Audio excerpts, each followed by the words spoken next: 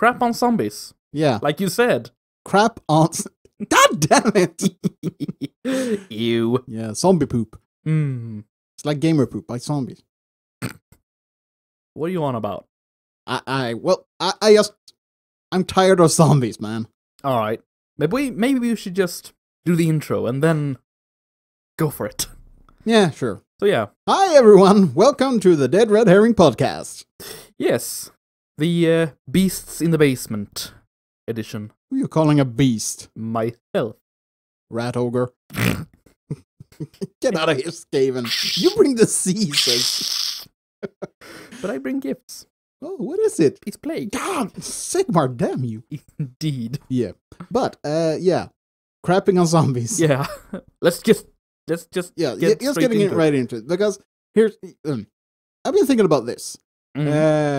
For the last couple of years, there's been this mega hype about zombies. Zombie apocalypse and readiness for the inevitable zombie outbreak and everything. And prepping and all that. Yeah. And I mean, for a while it was fun. You could see all the videos on YouTube where people like shove off melons and like, oh, this is a great weapon in a zombie outbreak. It's like entertaining. I said, it was fun. Yeah. It was fun for a while.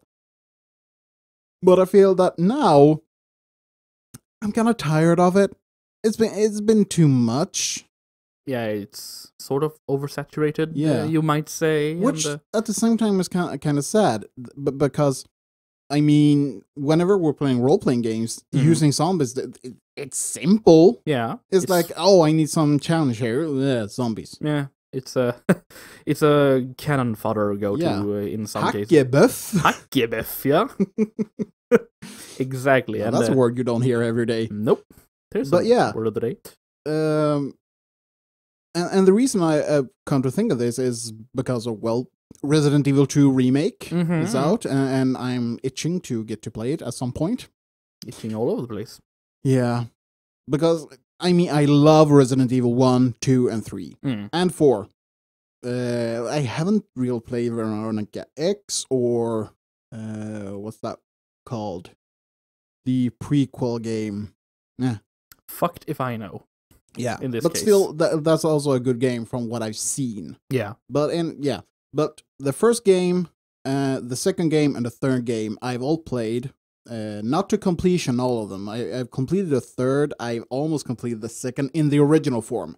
I've only sort of tested the first in the original. I played more of the remake that came to the GameCube. Yeah. But I have to say that when it comes to Resident Evil games, Resident Evil 4 is my favorite, because at that point we got Leon back, and it was an interesting story. Hooray for Leon. Yeah, it wasn't really the true Resident Evil feel like in the old games, but at the same time it was entertaining. Yeah, it was something new. But if I'm gonna go for the classic form of the Resident Evil, it's either 2 or 3. That's in my favorite. Yeah. But do you still think it's overused and oversaturated in the Resident Evil game? The zombies? Yeah. Well, the thing is that whenever I think Resident Evil, I actually think zombies. So I think to keep to the true pace of the Resident Evil, you should have the slow lumbering virus zombies. Yeah. And I think that's also a part of the problem when it comes to Resident Evil 5 and 6. And also, from what I've seen, not to say that 7 is a bad game, but it didn't have the Resident Evil feel that I wanted but you're heavily implying on it. Yeah, but when it comes to, at least, let's go with 5. Yeah. Because 6 follows the suit. With the parasite instead of the virus. Yeah. And that sort of zombie. I didn't feel like that was Resident Evil. Even if you had Chris Redfield to play as. It was not Resident Evil. It was just a zombie game. So. Another one in the bunch. Yeah. That's more or sad. less. Sure, I've had a lot of fun with Resident Evil 5. Yeah. Especially the mercenaries mode. Oh god, I love that one. Yeah, you told me about that. Yeah. It's kind of fun. So, I mean, that part is really fun. And when playing co-op, Mm. really co-op with playing that game with a friend, Yeah. both the story mode and the mercenaries mode, it's awesome. Mm. I love that. Yeah. But when it comes to the feel of what I want from Resident Evil and zombies, Yeah. that ain't it. That's a shame.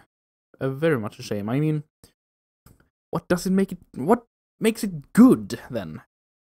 A good zombie, I think it depends on your concept of a zombie. But, Yeah, but your for me, preference. the concept of a zombie is the living dead. Yeah. That's the core of it. Either if they're... I have nothing against the fast running sort of. A la 28 days later. Yeah, one. but also when it comes to 28 days later, that's not by the pure definition a zombie. No, that's either. more of an infection. That is an infection, and these people they're not dead to begin with. No. I think at least because you get infected and from what I remember, I mean I should remember this is actually one of my favorite movies. So, yeah, work a bit harder, damn it. I haven't seen it in a couple of years now, so but they don't have to die to become quote unquote zombies. And also, it's as stated in the beginning, it's not really zombification either. It's just rage. Yeah. That has characteristics of what we might say are zombies. Yeah. But for me, it's the reanimation of the dead. Mm-hmm. Like the T-virus, the infected, they actually die and then come back. Mm. That's a way, I suppose. Yeah. And if we're gonna go with the more fantasy version, it's some sort of either divine intervention or magic that brings them back. And I like that one. I feel, you know, corpses actually rising from the graves. Mm-hmm. I like that one.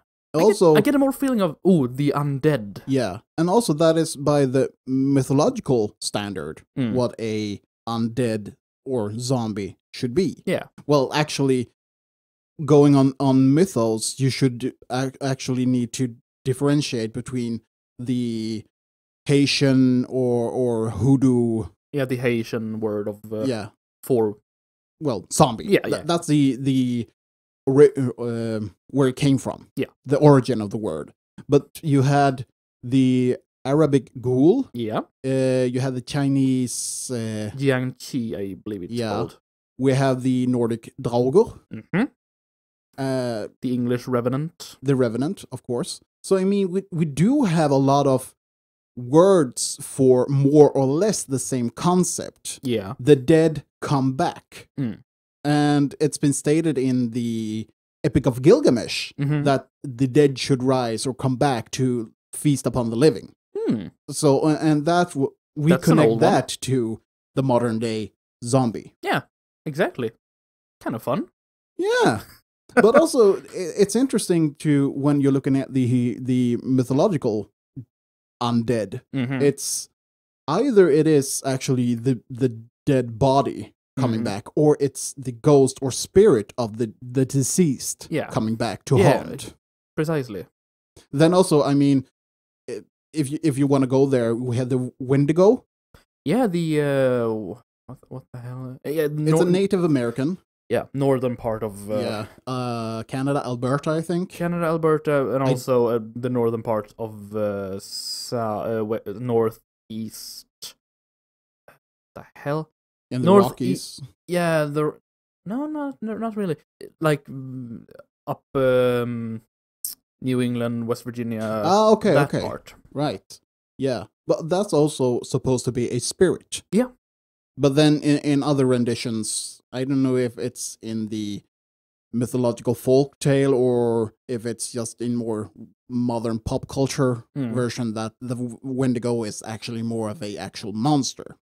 So yeah, exactly. It's the spirit or the curse, you might say, inhabits these people who feast upon the flesh. Yes, exactly. Of other people. So. Exactly. Turns it into a ever-hungry, gaunt-looking creature who, will forever feast upon the Yeah. flesh of the living. And so, I mean, just by those main concepts, that's what I think of when I hear zombie. Yeah, I agree. I also associate with the undead, Mm-hmm. the undead part, because it has become more and more this almost 28 days later form, the infectious almost plague bearers. Yeah, well, you might say. I think there was a shift somewhere.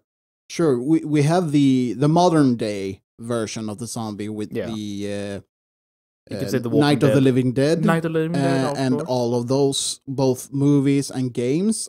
Left 4 Dead made its own spin of it. Oh yeah. But it was still the concept of the horde coming, and that's more or less what we always get nowadays. Yeah, exactly. It's always the running mad horde coming at you.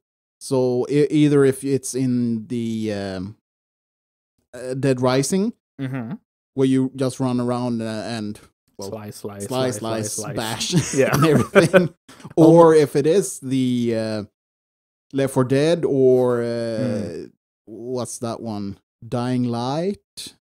Well, usually in zombie game titles, you have the horde, and you have to either just blow them all away or run away, and it's the same in The Walking Dead. Yeah. As I said, well, it's part of the movie, TV, and game trope nowadays. Yeah, precisely. And I think it's been used too much. That is my whole issue with it. It's been too much. Yeah, exactly. Everyone wants to do their thing, almost do their thing with it, but they don't manage, because it always goes upon the most fundamental part of the fear of this, like the survival. Yeah. You must survive, and you have become the prey in a world that's trying to eat you. And it's become more and more of this survival. Yeah. When you think about the genre zombies. Yeah. And also, I think it should be the survival theme. But that's what I think Resident Evil did right, because it actually made you fear your enemy. You feared facing the zombies because you knew that they might kill you quite easily. Yeah. But in games like Left 4 Dead, in Left 4 Dead and Dead Rising, it's almost a cathartic feeling of mowing them down. Yeah, it's more of a humorous expression. Look how they die, splat. Yeah, you're just running, mowing them down. But that's maybe what you said about you're sending zombies as a send something light. Zombies. Yeah, and it's an easy enemy. Yeah, exactly. And I think that's why they're doing most of these horde thing, so they can just swarm you, because it's like the enemy version of a jump scare. Almost. I mean, it's not that they shit, I'm scared. It's more like, okay, we need to put in something here to issue a response. Yeah. Just throw a whole lot of zombies at them. Yeah. And after a while, you don't really react to it anymore. Just get tired of it. Yeah. Yeah. It's just the same old, same old. Well, that's what I think a lot about the Walking Dead TV series. It's become, when you really get down to it, the zombies or walkers are just there as you don't really pay attention to them anymore. No, after a while, they're just like some sort of padding. Yeah, exactly. It's like, oh boy, here comes the zombies. They better do something. And then it's just survival drama, human drama, survival drama. And it's like, okay. Yeah, sure. Oh, there's zombies. Remember those? Yeah, it's interesting. I stopped looking at The Walking Dead for, I don't know, maybe in the second season or whatever. But because it was like, they had their drama, and I get it. It's a TV series. They need to have drama to make the plot go. Want to enlighten the human aspect of surviving, but it's... And it was like, you're just waiting for somewhere in the episode, like, oh, here comes the zombies. Ta-da! Oh, here comes the horde, and they fight it, and okay, no one died this time. Exactly. And when they do die, it's almost like... shit! It's like in the most stupidest goddamn way. Oh no, they're swarming me. Oh no, oh no, oh they got me. Ah! It's like you could just run away from that though. Yeah. You're not fooling anyone, you know.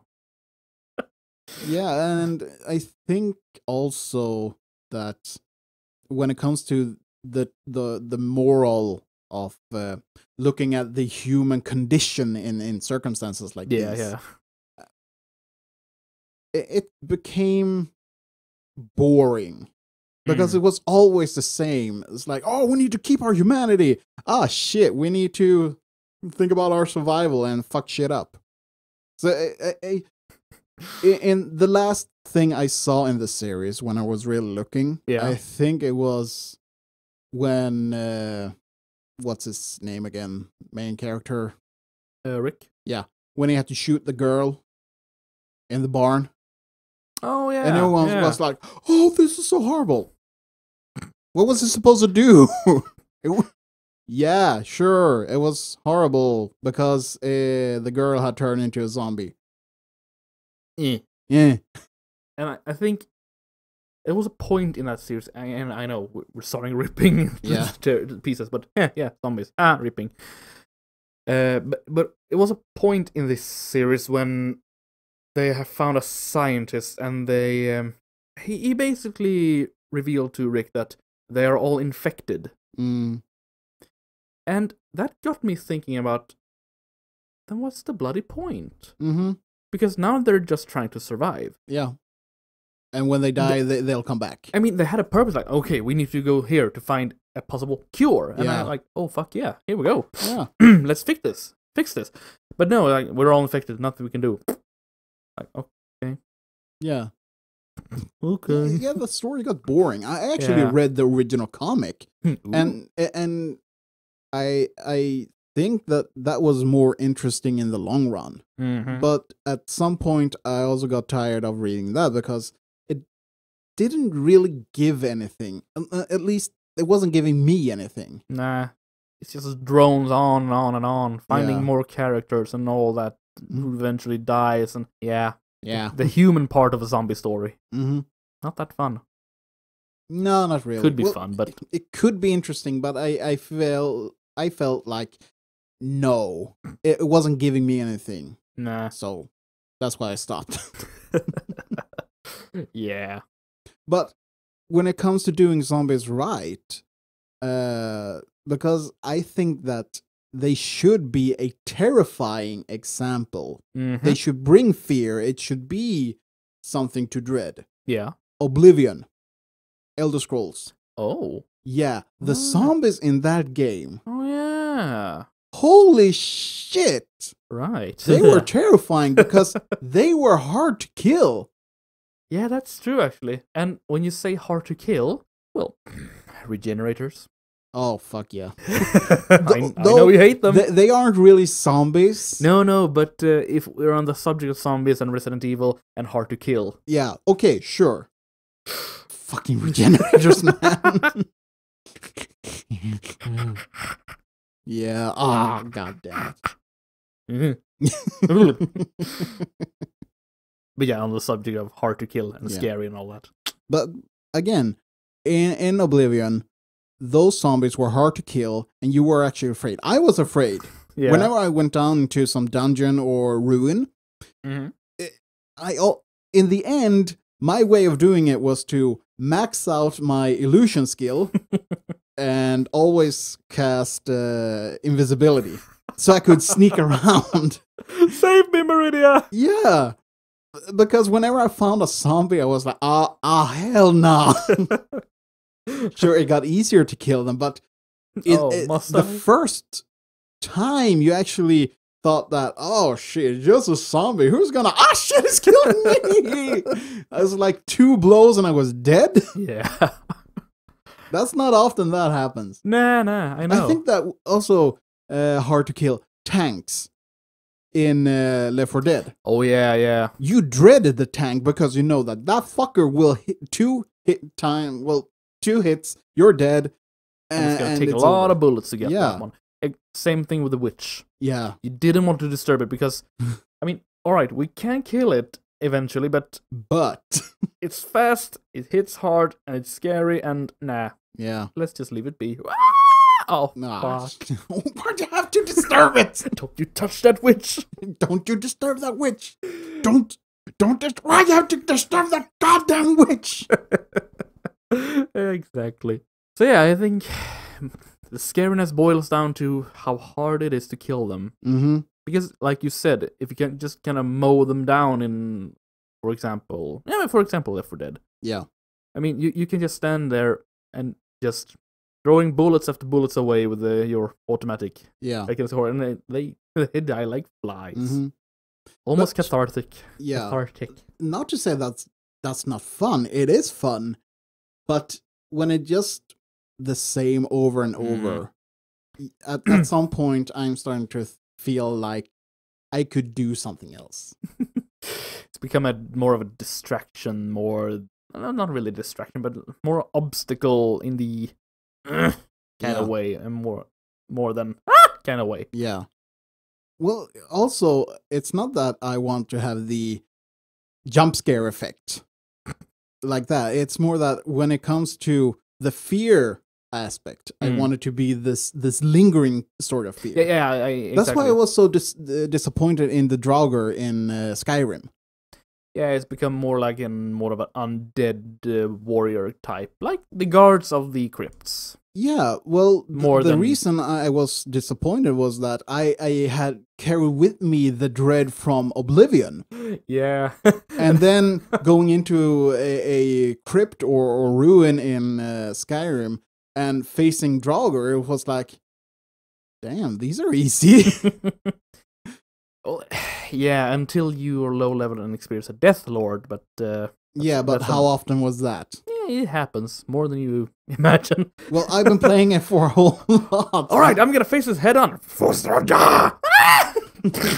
Yeah, but usually whenever I actually encountered one of those, I had decent gear and decent skill. Of course. Well, decent level, I should say. So it wasn't really that big of a problem. Nah, you're right. It's become more of an obstacle there too. And this, I thought about the same thing when you go from Skyrim to Oblivion, and you're used to the Skyrim level of the skeletons there. Easy mode.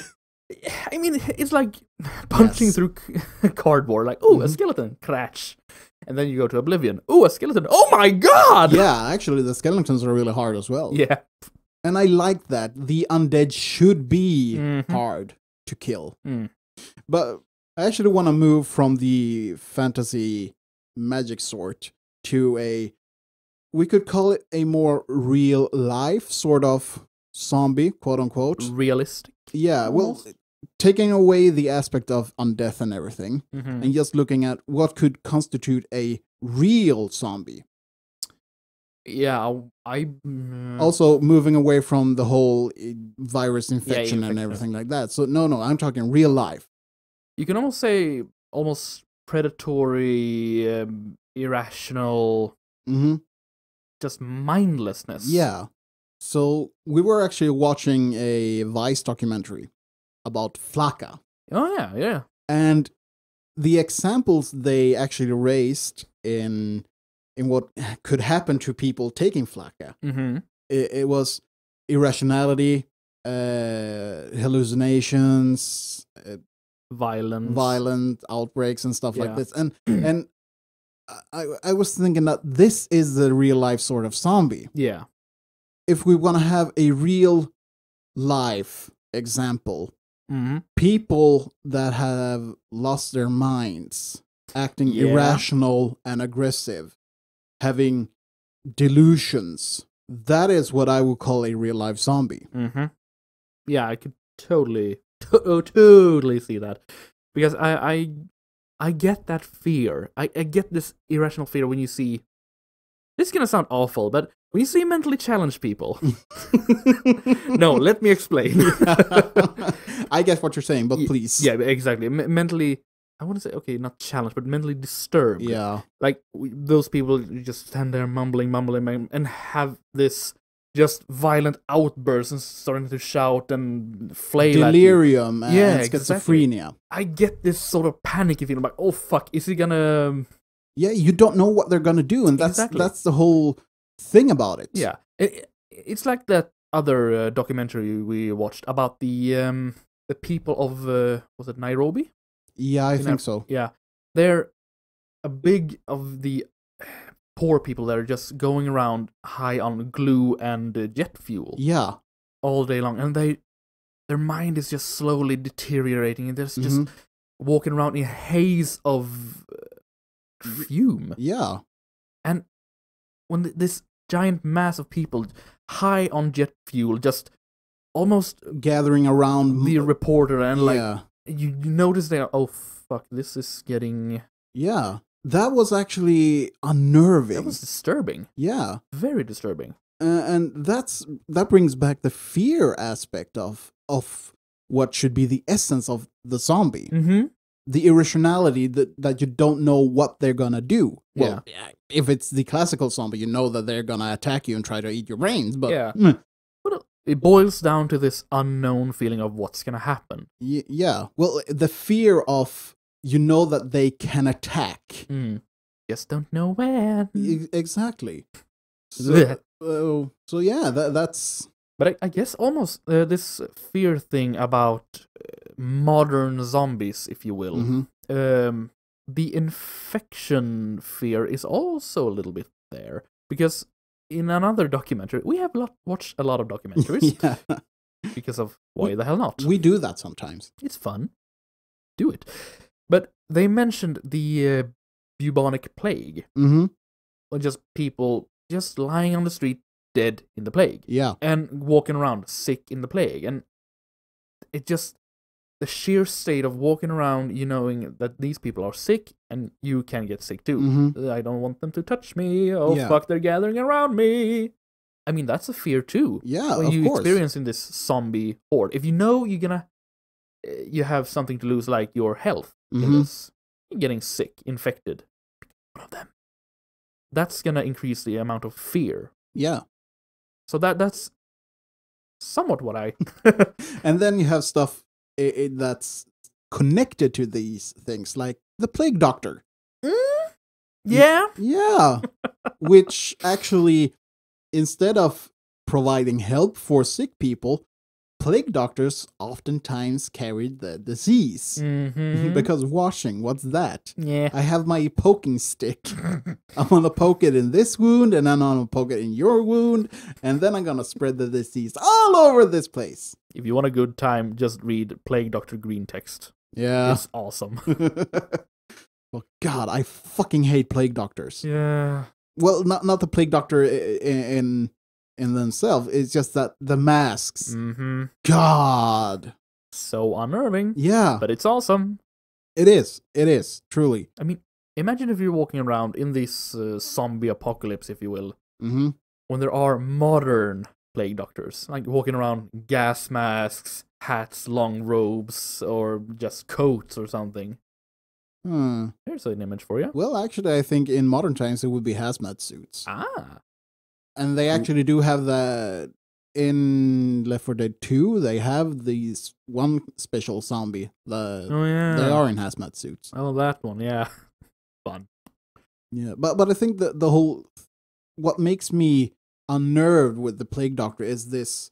It's in the uncanny valley. Yeah. You see the human shape, but then you have the long beak, and you can't really see the eyes. Just two empty glass eye sockets. Yeah. Really. So it's the familiarness with the strangeness, and suddenly you're deep down in the uncanny valley, and it's just creepy. Yeah. And I think that's also one part of the zombie obstacle, so to say. It's zombies should be in the uncanny valley, but they're not anymore. Yeah. There's nothing with the zombie that makes me unnerved today. Yeah. Not even the ones in Oblivion makes me unnerved, because I've gotten so used to it. I identify the shape of them like that. Yeah. So I don't really react to the strangeness of them anymore. Exactly. It's a walking corpse. Big whoop. Yeah. So, just shoot him in the head. Let's go back to watching TV. Watching TV. Ooh, more zombies. We're watching a zombie movie. How meta is that? Quite so. Watching a zombie movie while in a zombie apocalypse. I believe they're called training videos. But I guess we can't really talk about this modern zombie genre nowadays without mentioning warm bodies. Oh, yeah. Let's romanticize the zombie. Oh, God. You know what we did to vampires in Twilight? Yeah, we gotta do it to zombies. Oh, come on! Yeah. I have not watched it. I will not watch it because just the concept. Redonkulous. Yeah. Concerned. Oh, look, somebody wants to eat my brains, but they love me. That's just another form of necrophilia. Yeah. No getting around it. Nope. And when we mention Twilight, someday we might just rip this about vampires also. But that's gonna be another time. That is for another time, but I think we can actually have a connection to vampires going from zombies. Mm-hmm. And it's all about the human condition. Yeah. It is. I going back to The Walking Dead and what we talked about, the drama with the human condition and all. Yeah. I think it's it's an important aspect. It is. Yeah. It's one of the cornerstones for the story for survival, whether it be natural disaster, zombie outbreak, or alien invasion, whatever. Yeah. It's always the human condition. What a person can or is willing to do, how far he or she goes in extreme conditions. Yeah. Are they able to retain what we call humanity, or will they lose it along the way to survive? Will they deteriorate to the common beast? Yeah. Because, I mean, facing mortal danger every day, every hour, that will fuck you up. Yeah. Yeah, and you don't need zombies for that. Just go to a war zone. Just look at, perfect example, soldiers of World War I. Yeah. When they got shell shock. Yeah. That was, well, today we call it post-traumatic stress disorder. Yeah. And the reason they call it shell shock was because they thought it was because of the shelling, the mortar bombarding. Mm-hmm. That the high explosives rattled your brain to the point where you got the shakes. Yeah. But today we know that it was because of the constant strain on the mind of living in the harsh conditions of constant trauma. Yeah, it totally was, because you were in the condition that you could die at any moment, living in the trenches, either by disease, by some small cut, a bullet, or a mortar shell. Yeah. And later on you had when they were doing sapping. Yeah. Tunneling under and placing explosives and just blowing shit up. Mm-hmm.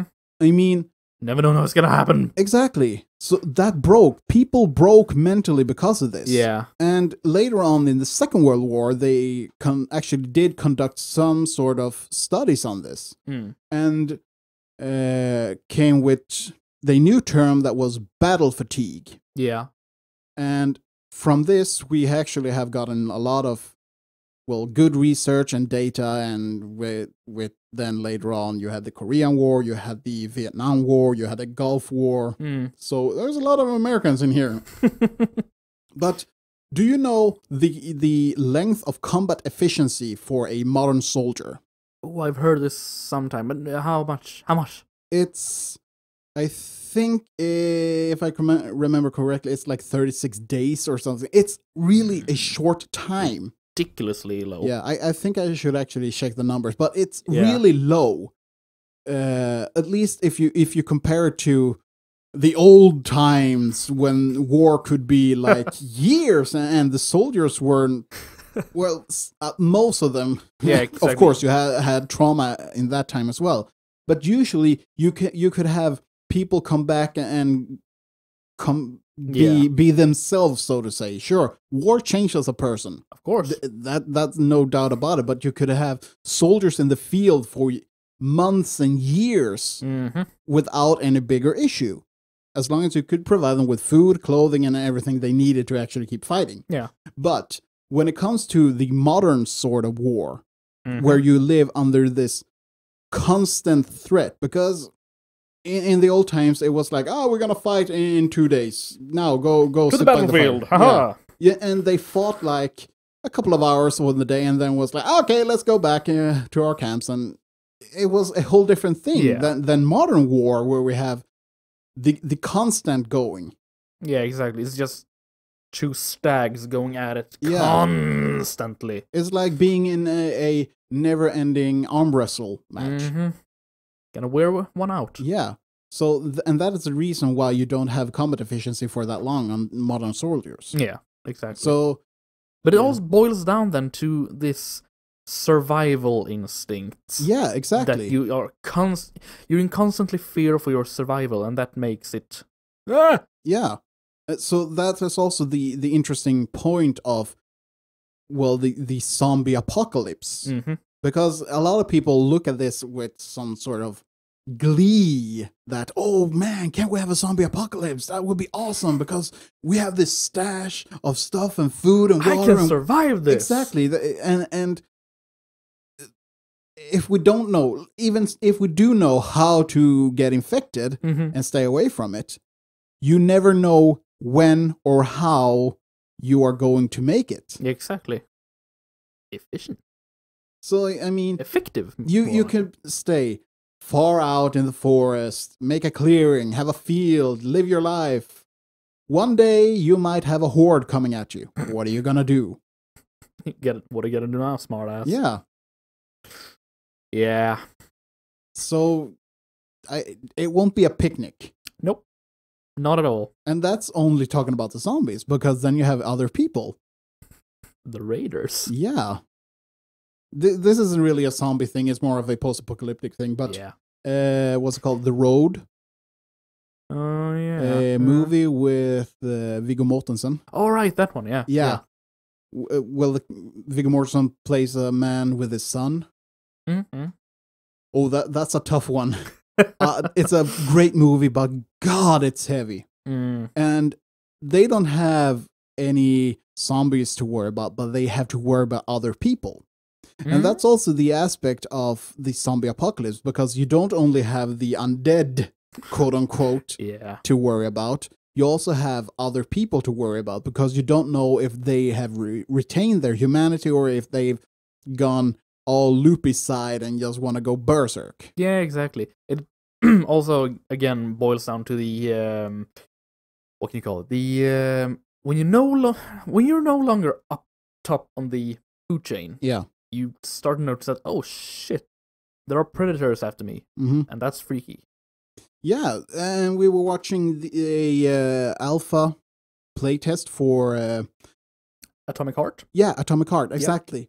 And I really like that game from what I've seen, at least. I kind of have some high hopes for that one. Yeah, me too. Because a post-apocalyptic setting, but not in the atomic sense. It's just, robots going amok? Yeah, it's the story is kind of unclear at the point, but basically robots are roaming free and attacking people. But as far as we know. And that's also, when we were looking at this, replace the zombie with robots. Yeah. Or synthetics. Yeah. It's synths. Yeah.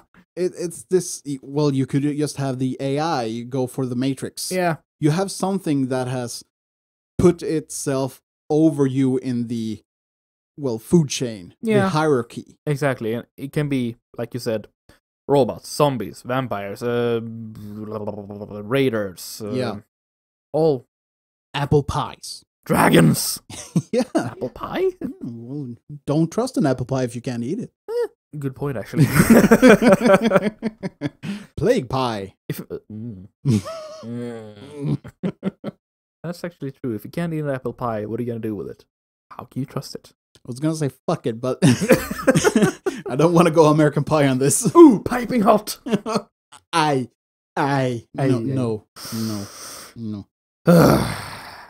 But yeah. Yeah, all over the place as usual. Eh. But okay, so let's some summary of this. Zombies, way overrated Yeah, way oversaturated and kind of overrated, but it can be done in a good way. In a good way. Yeah. Yes. Exactly. Bring back the fear into the zombie. Yeah. Zombies are not for hugging. Do not. That could be like a public announcement sign in a zombie apocalypse. Do not hug the zombies. They are not your friends. Yeah. That's not grandma anymore. But they're still living creatures. Oh, God. Yeah. I'm actually zombie sexual.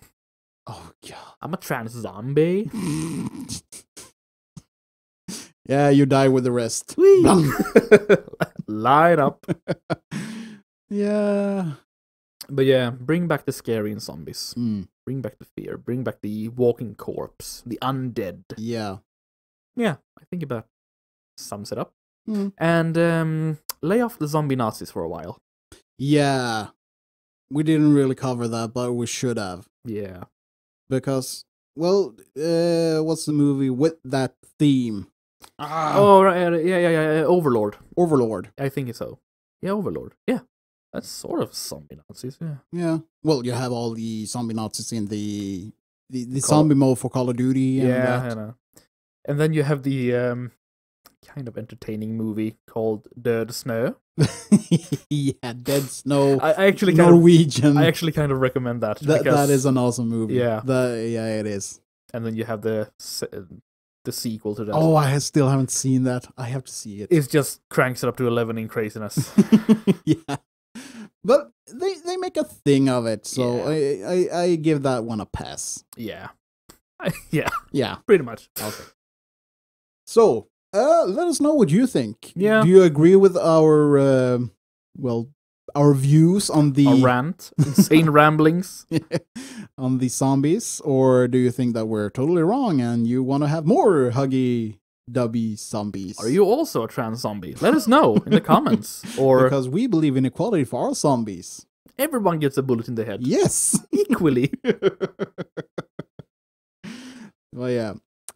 You can follow us on Twitter at DRH Podcast. Yeah. You could always leave a like on the YouTube. Yeah. If you've been watching on YouTube, leave a like. Smash that like button. Smash that subscribe button. Yeah. Share with your friends, your parents, your dog, and Your hamster. totally the hamster. Oh yes, he's gonna love this one. And also the boogeyman in the basement. He might like it. Might. We cannot guarantee. No. But maybe. Well, wait. We're in the basement. Are we the boogeyman in the basement? The plot thickens, people. We're something thick, at least. The miasm of plague. Really thick. Yeah, but Yeah. Anyway, thank you so much for listening. And thank you. Be nice. Nah. Nah. Have a good one. Bye. Bye.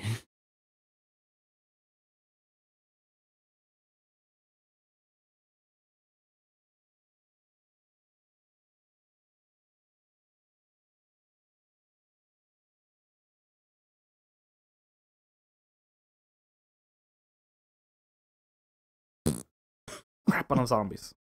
Crap on a zombie.